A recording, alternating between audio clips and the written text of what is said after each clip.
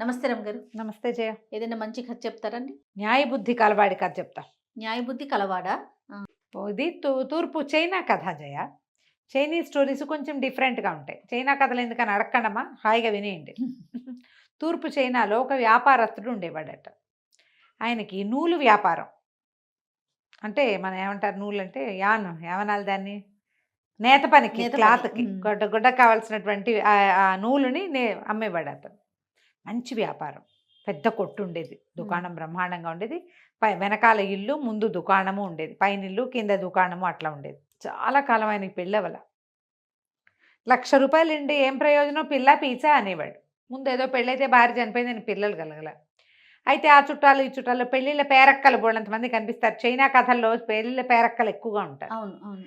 China సినిమాల్లో కూడా, Chinese మూవీస్లో ఆడవాళ్ళు పెళ్లి సంబంధాలు చెప్పేవాళ్ళు కనపడుతూ ఉంటారనమాట. ఈ పేరక్కలు ఏమన్నారు, పెళ్లి చేసుకుంటానంటే చెప్పు, నువ్వు చేసుకుంటానని చెప్పు అంటే ఎవరో ఒకళ్ళు చేసుకుంటానన్నాడు. వీళ్ళు ఏం చేశారు, చుట్టుపక్కల ఊళ్ళలో పేద పిల్లని ఒకదాన్ని పట్టుకొచ్చి పెళ్ళికొడుకు కోటీశ్వరుడు, 40 ఏళ్ళు ఉంటాయని చెప్పారు. పిల్లని తెచ్చి పెళ్లి చేశారు, చిన్న పిల్లని. తీరా పిల్లకి పెళ్ళి అయ్యాక దానికి తెలిసింది, వీళ్ళకి డబ్బులు ఉన్నాయి కానీ ఈయన చాలా ముసలివాడు, 60 ఏళ్ళు దాటినవాడు. ఇంకేం చేస్తుంది, పోనీలే తినడానికి తిరగడానికి హాయిగా ఇల్లు బాకిలి అన్నీ ఉన్నాయి కదా అని సర్దుకు ఊరుకుంది చిన్నపిల్ల. అయితే దానికి కళ్ళు కొంచెం పెద్దవి, అటు ఇటు చూస్తూ ఉంటుంది అనమాట. అయితే ఏమైందట, ఒకనాడు ఆయన ఏదో బయటికి వెళ్ళాడు, ఊరెళ్తే పని మనిషి, ఇంట్లో పని లేదు, మగవాళ్ళు లేకపోతే పనులుండవు, వంటలు అవి తక్కువ చేస్తారు. అవును. వాళ్ళ కోసం వచ్చేవాళ్ళు, వాళ్ళకి వీళ్ళకి టీలు కాఫీలు పెట్టడాలు హడావిడి ఉంటుంది. అసలు వాడు లేకపోతే ఎవరు రారు ఇంటికి, వాళ్ళకి వంట లేదు. వీళ్ళిద్దరు పని మనిషి ఆవిడ తేలిగ్గా ఏదో చేస్తూ తిన్నారు. ఎంతసేపు అని ఇంట్లో ఉంటామమ్మా, పదండి బయటికి పోతాం అని తీసుకొచ్చింది. బయటికి వెళ్ళొచ్చు అంటే ఏం పర్వాలేదు, చక్కగా మంచి బట్టలు కట్టుకొని మేలు మూసుకేసుకుని వెళ్దాం మనం అని చెప్పి బయటికి తీసుకొచ్చింది. పైనుంచి కిందకి దిగొస్తే కింద దుకాణం ఉంది. దుకాణంలో 2 కుర్రాళ్ళు ఉన్నారు. ఒక పాత గుమాస్తా, ముసలి గుమాస్తా, ఒక పడుచు గుమాస్తా. వాళ్ళిద్దరిని పలకరించింది. యజమానురాలని నమస్కారాలు చేశారు, యజమానురాలకి దండాలు పెట్టారు, కొత్త యజమానురాలకి.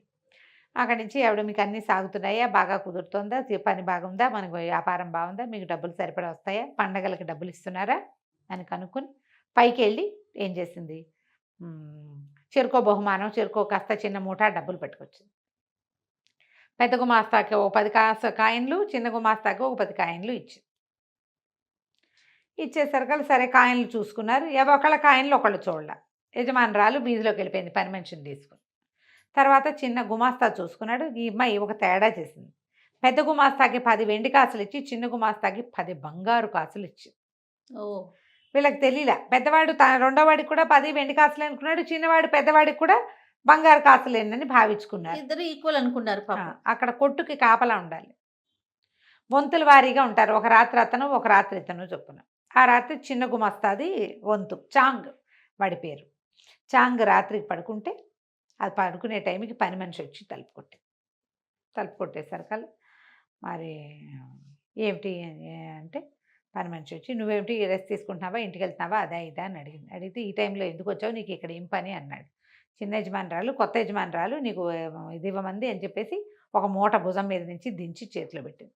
బట్టలు ఉన్నాయి మీ అమ్మకి నీకు ఇద్దరికి, అసలు సంగతి మర్చిపోయానని బట్టల చాటు నుంచి ఒక వీసే బరువున్న వెండి ముద్దని చేతిలో పెట్టింది. నీకు బహుమతి ఇవ్వమన్నారండి. వీడు తెల్లబోయాడు. రాత్రే నిన్న సాయంత్రమే ఈవిడ సాయంకాలము 10 కాసులు ఇచ్చింది, బంగారు కాసులు. ఈ అర్ధరాత్రి పూట ఈ బంగారం, ఈ వెండి సామాను, ఇవి బట్టలు పంపించడంలో ఆవిడ ఉద్దేశం ఏమిటో ఇతనికి అర్థం కాల. పొద్దున్నే లేచి దుకాణం తాళం వేసి ఈ సామాన్లు మోసుకుని ఇంటికి తీసుకుపోయాడు. వాళ్ళ అమ్మకి చూపించాడు. అమ్మ మాట చాలా వింటాడు చాంగ్. వాళ్ళ నాన్న కూడా నూలు వ్యాపారం చేసేవాడు. ఆయన చనిపోయేసరికల్లా ఈ పిల్లాడికి వ్యాపారపు దక్షత లేక ఈయన దగ్గర చేరాడు, ఈ వ్యాపారస్తుడి దగ్గర. వాళ్ళ అమ్మ ఇవన్నీ చూసి, ఏమిట్రా ఇవన్నీ, ఎవరిచ్చారా నీకు, వెండి బంగారాలు ఇవ్వటం ఏమిట్రా పనివాడికి, ఈ బట్టలేమిటి, ఇంత మూట, ఓ వస్త్రం ఇస్తారు, నీకు 1 డజన్ జతలు, నాకు 1 డజన్ జతలు ఇప్పించింది ఏమిటి, ఎందుకు ఇచ్చింది, ఎంత వయసురా ఆవిడికి, చాలా చిన్నదమ్మా, వెళ్ళొద్దు నువ్వు అక్కడికి, ఇదేదో ట్రాప్, నువ్వు చాలా ఇబ్బందుల్లో పడతావు నాయన, నమ్మక ద్రోహం అయిపోతుంది, ఈ ఆడపిల్లల్ని నమ్మకూడదు, నువ్వు మాత్రం వెళ్ళడానికి వీల్లేదంట. పనికి వెళ్ళలే వీడు. మధ్యాహ్నానికి పెద్ద గుమాస్తా కేకేశాడు. ఏమమ్మా ఏడి మీ పిల్లవాడంటే, మా వాడికి విపరీతంగా జలుబు చేసింది, లేచేలాగా లేడు, చాలా జ్వరంగా కూడా ఉంది, ఇప్పుడు పంపనంది. రోజు కబుర్లు వచ్చేవి. ఏదో ఒకటి చెప్పేది. చెప్పేది కానీ వెళ్ళనిచ్చేది కాదు. నువ్వు వెళ్ళొద్దు అంతే. వెళ్ళకుండా ఊరుకున్నాడు. ఊరుకున్నాక క్రమంగా రోజులు గడిచినాయి. వాళ్ళు మొదటంతా 10 రోజులు కబురు చేశారు. పని మనిషి కూడా వచ్చేది. జ్వరం అని, కాళ్ళు నొప్పులని, వాడిని చూస్తే నీకు అంటుకుంటుందని వీళ్ళమ్మ ఆ కుర్రాడిని ఎవరికంటా పండించేది కాదు. వాడు ఇంట్లోనే ఉండేవాడు. ఆవిడిచ్చిన రూ. 10 ఖర్చు అయిపోయినాయి.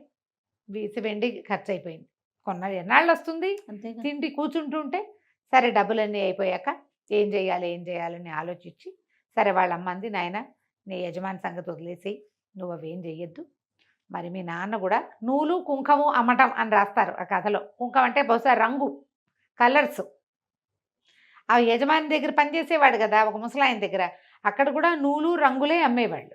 మీ నాన్న అదే చేశాడు. ఒక నూలు తట్ట నేను సంపాదించి పెడతా చుట్టుపక్కల నూలుకి ఇళ్ళల్లో. సంబంధించిన రంగులు రంగులు dyes, colour dyes, colours. Dye చేసే రంగులు. నువ్వు కూడా అవే అమ్ము. ఎంత కొంచెం వస్తే అంత కొంచెం వస్తుందిరా. ఖర్చులు తేలిక గడుపుకుందాము. మన దగ్గర నూలు తట్టు ఉంది, నేను నూలు సంపాదించుకొస్తానని చుట్టుపక్కల ఎవరో స్నేహితులతో మాట్లాడుకునే ఆవిడ అనామతగా కొంచెం నూలు ఇచ్చి పిల్లాడు వెళ్ళి అమ్ముకొచ్చి మధ్యలో ఉండి డబ్బులు తీసుకునేలాగా ఏర్పరిచింది. ఓ రంగులు కాబడి ఓ నూలు తట్టా పుచ్చుకుని తిరిగేవాడు. అయితే కొద్ది రోజులు పర్వాలేదు. వాళ్ళ స్థితి గడిచి వాళ్ళు పేదగా ఉండటానికి, పొదుపుగా ఉండటానికి అలవాటు పడ్డవాళ్ళు. ఇల్లు మాత్రం సొంత ఇల్లు బాగుండేది. అయితే ఒకసారి ఏమైంది, దీపావళి పండుగ వచ్చింది. దీపావళి పండగలో రాజుగారి మందిరం దగ్గర పెద్ద పెద్ద దీపాలు పెడతారు. అయితే వాళ్ళ అమ్మంది, నువ్వురే ఆ దీపాల దగ్గరికి అక్కడికి ఇక్కడికి వెళ్ళవాక, ఒకవేళ వెళ్తే స్నేహితుడిని తోడు తీసుకెళ్ళాలి, ఒంటరిగా నువ్వు వెళ్ళకూడదు. వెళ్ళకు, ఒంటరిగా రోడ్ల మీద పడి తిరగద్దు, ఎక్కడ ఏం ఇబ్బంది వస్తుందో అని. అయితే ఓ స్నేహితుడిని పుచ్చుకొని తిరగడం మొదలుపెట్టాడు. తిరుగుతుంటే రాజుగారి దగ్గర విచిత్రమైన దీపాలు పెడతారు, షాండ్లేర్లు వెలిగిస్తారు, అవన్నీ చూస్తూ ఉంటే కుర్రాడికి ఏమనిపించింది, పూర్వపు యజమాని ఉన్నాడు కదా, ఆయన కూడా ఈ దీపావళి పండగకి ఎన్ని మతాబులో కల్పించేవాడు. అది కూడా చూద్దామని మనసు పుట్టింది. ముందరేడు తను అక్కడ చూశాడు. అటు వెళ్ళేసరికల్లా ఆ ఇంటికి వెళ్తే ఆ ఇల్లు మూతబడి ఉంది, జప్తు చేయబడిందని రాసింది కాగితం. బయట ముద్ర ఇదేసి సీలేసి లక్కసీలు వేయబడింది. ఆశ్చర్యపోయాడు. అయ్యయ్యో ఇదేమిటి ఇట్లా జరిగింది, ఇలా ఎందుకు జరిగిందో వాడికి అర్థం కాలేదు. తిరిగి వచ్చేసాడు. మర్నాడు వీడు ఈ కుర్రాడితో కలిసి తిరుగుతున్నాడు కదా, ఇద్దరు స్నేహితుడితో కలిసి. వాడు కనపడ్డా మామూలుగా కలుసుకునే చోట. ఈ లోపల ఎవరో వచ్చి నిన్ను పిలుస్తున్నారు, దీని దగ్గర అక్కడ ఏముంది, ఒక పూటకోళ్ళ ఇల్లు ఉంది. పూటకోళ్ళ ఇంట్లో నుంచి ఎవరో నిన్ను పిలుస్తున్నారని ఒక కుర్రాడు వచ్చి చెప్పాడు. వీడేమనుకున్నాడు, చాంగు తన స్నేహితుడు పూటకెళ్ళి ఇంట్లో ఏమన్నా తినడానికి కూర్చున్నాడేమో, లేకపోతే నన్ను ఎవరు పిలుస్తారు, విందు కోసం నన్ను కూడా పిలుస్తున్నాడు, కలిసి భోజనం చేద్దామని పిలుస్తున్నాడని ఆ పూటకోళ్ళ ఇంట్లో పోయాడు. ఇంట్లో పోతే అక్కడ వీడికి తన పాత యజమానురాలు కనపడింది. వీడు ఆశ్చర్యపోయాడు. మీరేమిటండి ఇక్కడ అన్నాడు. అనేసరికల్లా ఏం చేయను, మా ఆయన మంత్రి గారిది ఏదో మంత్రి గారి మాట చెప్పలే, మా ఆయన పూట వెండి నాణాలు తయారు చేస్తున్నట్ట, అంటే దొంగ నాణ్యాలు కొట్టిస్తున్నాడు, ముద్రణ చేయిస్తున్నట్ట. రాజభట్టలు పట్టుకుపోయారు, ఆస్తంతా జప్తు చేశారు. నా ఇంట్లో ఉండడానికి వీలవక ఏదో పూటకోళ్ళు ఇంట్లో ఉంటున్నాను, మీ ఇంట్లో కొద్ది రోజులు ఆశ్రయం ఇవ్వవా నాకు అని అడిగింది. తెల్లబోయాడు. అమ్మ బాబోయ్, ఈవిని తీసుకెళ్తే అమ్మ ఏమంటుందో, ఈవిడ బంగారం వెండి ఇచ్చిందని వాళ్ళ ఇంటికి వెళ్ళనివ్వకుండా చేసేసింది అమ్మ. కాదండి, మా ఇల్లు అంత గొప్ప ఇల్లు కాదండి, రెండోది మా అమ్మ ఒప్పుకోవాలి, మా అమ్మ ఏమంటుందో తెలీదు, మీలాంటి వాళ్ళు ఉండదగిన ఇల్లు కాదు, తర్వాత నేనేదో చిన్న బతుకు ఈడ్చేవాడిని అంటే అన్నాడు. ఎందుకు నువ్వేం భయపడిపోక అని ఒక ముత్యాల హారం చూపించింది. చూడు ఎంత పెద్ద ముత్యాల హారము, నేను తెచ్చేసుకున్నాను మా ఆయన ఇంటి నుంచి, ఒక్కో ముత్యం అమ్ముతూ కాలక్షేపం చేయొచ్చు, ముత్యం చాలా ఖరీదు, ముత్యం అమ్మితే బోల్ డబ్బులు వస్తాయి, నువ్వు వ్యాపారం చేసుకోవచ్చు, నాకు గడవడానికి ఏమి ఇబ్బంది ఉండదు, నీకు నాకు కూడా గడుస్తుంది, మీ ఇంట్లో నేను ఉచితంగా ఉండను, తెలిసిన వాళ్ళు ఒక్కళ్ళు కూడా లేకుండా నేను ఇక్కడ పడున్నాను, మా పుట్టింట్లో అదేదో ఊరు, అక్కడికి నేను వెళ్ళలేని, ఇప్పుడు మా వాళ్ళు రానివ్వరు, పెళ్ళిళ్ళు అయిపోయిన పిల్లల్ని రానివ్వరు, పైగా మా ఆయన జైల్లో ఉండగా నేను ఎట్టా వెళ్తాను, పరువు తక్కువగాను, బాబు ఒప్పుకోవా ఉండండి మా అమ్మని అడుగుతానంటే, పదా నేను కూడా నీ వెనకాల వస్తానని ఈ చాంగుతో కలిసి యజమానురాలు చాంగు వాళ్ళ ఇంటికి వెళ్ళింది. ఆవిడ బాకిటో నుంచోబెట్టాడు. మా అమ్మని అడిగొస్తానండి అని లోపలికి వెళ్ళాడు. అమ్మ మా యజమాని అరెస్ట్ అయ్యాడే, పాపం ఇల్లు జప్తు చేశారు అంటే, అయ్యో నాయన ఆయనకి ఎంత కష్టం వచ్చిందిరా, 4 ఏళ్ళు నేను ఉద్యోగంలో పెట్టుకుని చక్కగా చూసుకున్నాడు, పండక్కి పబ్బానికి పిండి వంటలు అన్నీ చేయించి ఇచ్చేవాడు, బంగారు తండ్రి అంటే, వాళ్ళ ఆవిడకి ఎంతో కష్టం వచ్చిందమ్మా, ఫలానా చోట కనపడింది, ఆవిడ మా ఇంట్లో ఉంటానని అడుగుతోందమ్మా అనేసరికల్లా, అయ్యో పాపం చిన్న వయసు అమ్మాయికి ఎంత కష్టం వచ్చిందిరా, ఎక్కడుంది అంటే వాకిట్లో నుంచుందమ్మా అని. లోపల తీసుకురా అని. కష్టం వచ్చిందని జాలిపడ్డారు. లోపల పిలిస్తే ఆవిడేమో దండం పెట్టింది వచ్చి.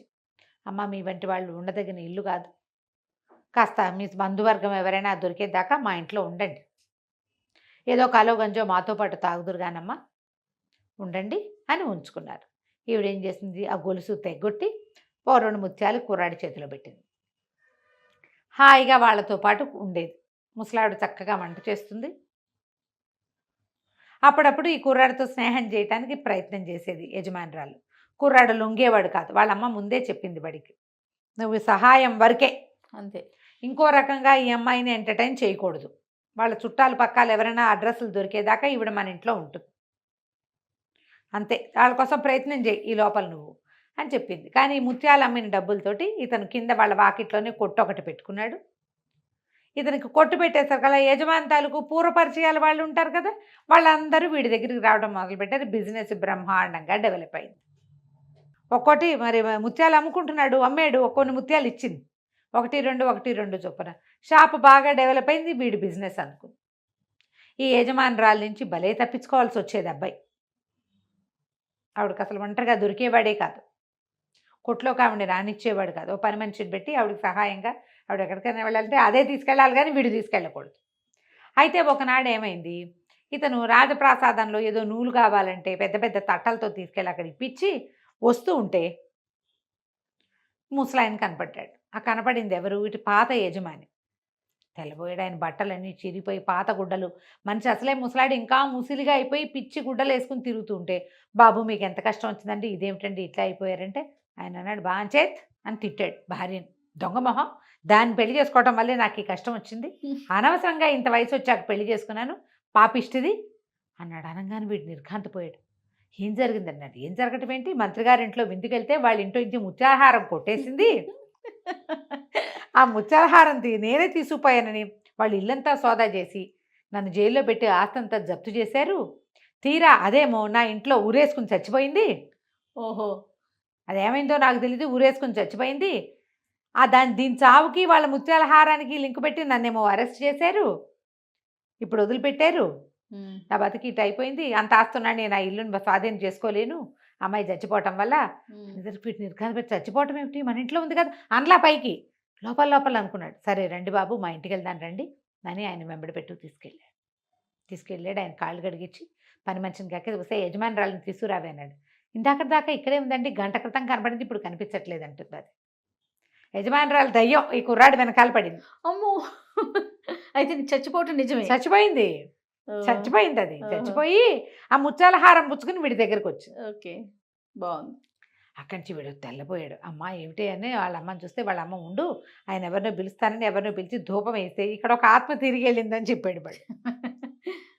ఇతను ఏమనుకున్నాడు, యజమాని తన ఇంట్లోనే అట్ట పెట్టుకుని తను అమ్మేసిన ముత్యాలు ఉన్నాయి కదా, ఆల్రెడీ ముత్యాలు అమ్మాడు, వీడు సంపాదించుకుంటున్నాడు కదా, ఆ ముత్యాలని మళ్ళీ కొని ఈ ముత్యాలహారం తనకు దొరికిందని పుచ్చుకోమని ఆయన చేతిలో పెట్టాడు. ఈ ముత్యాలహారం మంత్రి గారింట్లో అపచెప్పంగానే వ్యాపారస్తుడు తాలూకు ఇంటికి ఉన్న సీల్ తీసేశారు. ఓకే, ఆయన దారిని ఆయన, చాంగు నువ్వు పెళ్లి చేసుకోరా, నీ పిల్లల్ని చూస్తూ నేను కాలక్షేపం చేస్తాను, నువ్వు నేను కలిసి వ్యాపారం చేసుకుందామని ఆ కొట్టు ఈ కొట్టు 2 కలిపి పెద్ద కొట్టు ఏర్పాటు చేసి, తర్వాత కాలంలో న్యాయబుద్ధి కలిగిన ఈ చాంగ్కి ఆ యజమాని ఆస్తంతా దక్కలపడింది. తర్వాత కాలం బాగుంది. వీడు అమ్మాయికి లొంగిన, ఆ ముత్యాలకు ఆశపడిన ఉండేది కాదు, వీడికి జరిగేదే కాదు. అమ్మాయికి అదేవతో ఆత్మకి దొరికేసేవాడు, అంతే. అదేం చేసేదో వేణి. బాగుందండి. అత్యాస పడకుండా ఉంటే జీవితం బాగుంటుంది. అది నీతి. నమస్కారం. నమస్తే.